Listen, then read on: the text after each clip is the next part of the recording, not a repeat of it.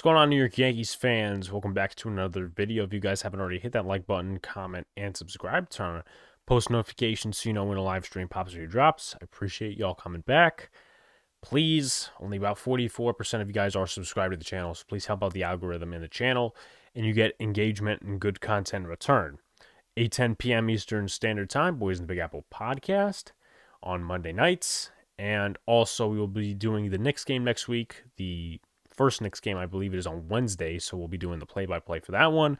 Also, Big Boone in the Bronx podcast for the Giants as of right now. I'll get to Yankees in a couple of weeks in terms of that, probably when the offseason officially arrives. But for the Giants aspect, Tuesdays and Saturdays at 12:30 p.m.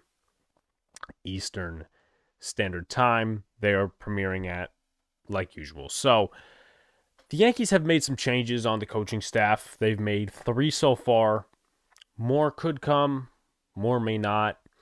I mean, it's going to be a wait and see. So depending on how you guys see it as fans, I see them as big changes, but nothing to get too excited about if Aaron Boone is not gone.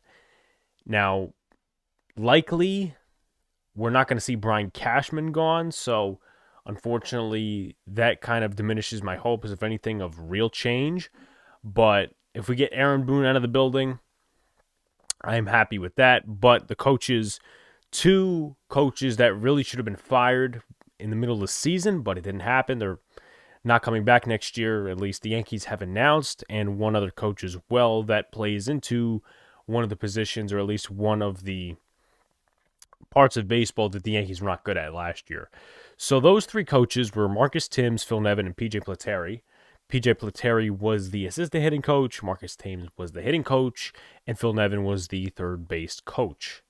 And there are some interesting things that go along with this. There's some stories that have came out and stuff like that. We'll go over it. So for Marcus Thames, I can't say that I'm upset that he's going. The Yankees were one of the worst hitting teams last year. Strikeouts, double plays. Even when Brian Cashman made the moves for Anthony Rizzo and Joey Gallo, however you feel on those guys, it did not fix the lineup on a long-term basis. We had the 13-game winning streak, but the Yankees, they had the first spot in the wild card, could have had home field advantage, but the hitting and a lot of other stuff played into it. And Marcus Thames should have been gone way earlier in the season, but he did not get fired, and once again is not being brought back. So I know a lot of people are going to go at OPS and this stat and that stat.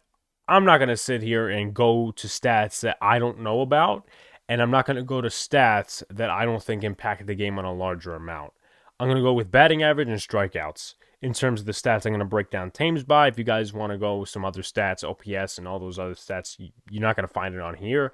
If it's basic stats, you'll find it on here, but if it's not basic stats, you're probably going to find it somewhere else, because personally, a lot of the analytics, in my opinion, I think they're a tool, but you can't depend on them every time, in my opinion. That's also what's wrong with the Yankees, but a lot of people are not going to speak about it. They think it's just the analytics people and the manager. I think it's a whole philosophy, but that's not going to be the topic of this video. It's going to be a topic of another video. So Marcus Thames, he came in real early for the Yankees. He started as the hitting coach in a couple of the minor league teams. I know he was with the Rail Riders. He may have been with the Trenton Thunder for a little bit, but he was promoted to the major leagues as the hitting coach. He was the assistant hitting coach with, I believe, Alan Cockrell or Jeff Pentland in 2017, but he was promoted to hitting coach in 2018, and he's been serving that up till 2021. So batting average, the Yankees were 16th in 2018. They had a 249 batting average, and they were ranking in the league in terms of Ks. They ranked the 9th most. They had the 9th most strikeouts. In 2019, their batting average was 4th with a 267 batting average. They struck out the 14th most. In terms of 2020, they had the 14th best batting average in the MLB. That's all the stats I'm going by. I'm not going by American League or National League. I'm going by MLB total. They had the 14th best batting average at 247 and struck out the 8th least. So that was a positive, even though it was a 60-game season. And then 2021, where shit hit the bricks And the Yankees had the 23rd best batting average, which isn't good, 237, and the 6th most strikeouts. So the most strikeouts under Marcus Thames and the worst batting average under Marcus Thames. So, and I don't even have to explain these stats. Every Yankee fan, or at least 90%, wanted Marcus Thames gone. I don't really see a reason that he should have been brought back, but you know what? We'll see what happens, right? So, PJ Piliterre, I'm not going to go too much into him. I'm just going to talk about him briefly. He was drafted by the Yankees in, I believe, 2004, and when he retired, I think he was with the Diamondbacks for a little bit or something like that, but he was definitely with another major league team.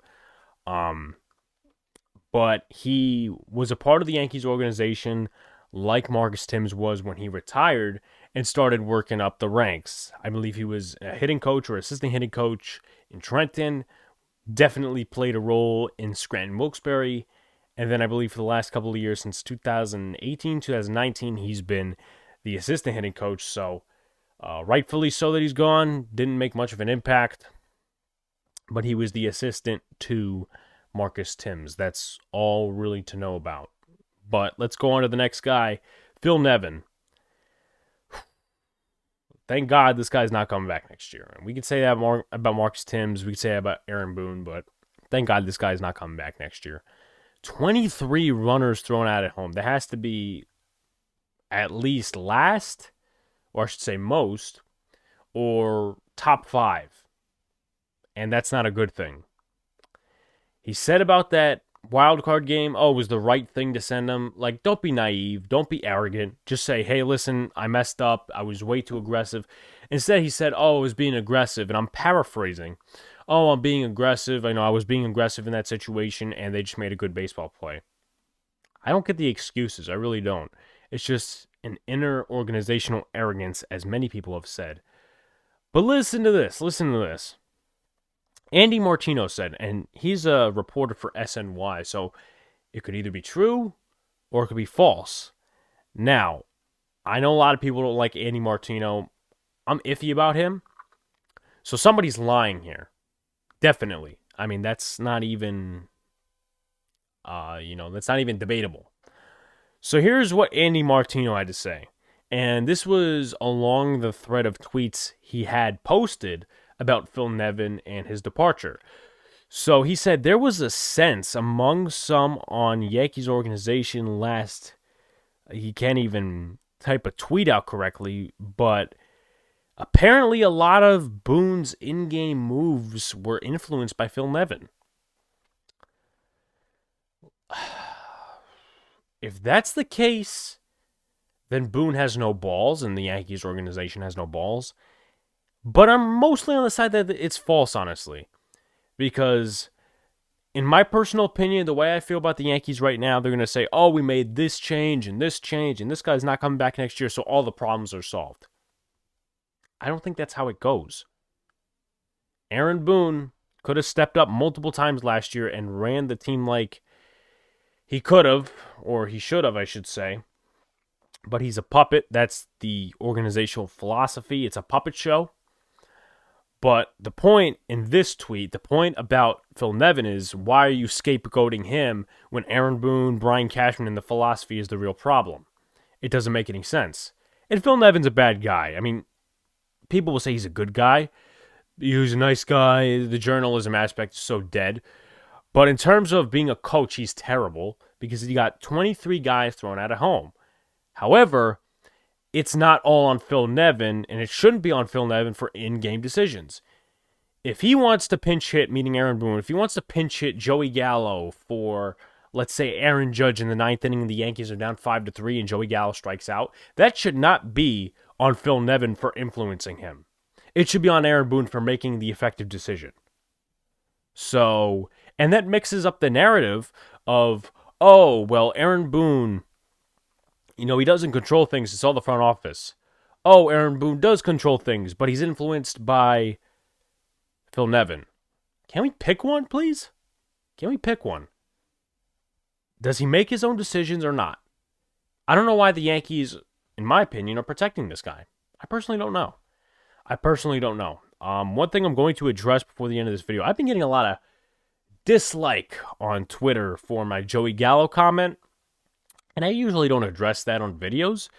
But listen, Boys in Big Apple Podcast, you guys can type your shit in the comments, and you could ask for a call-in, because I tell the truth on here. A lot of people want to sit here and fantasize about this guy coming to the Yankees, and this guy and whatever, and trying to make some cases about these bullshit analytics stats about a 199 Joey Gallo hitter.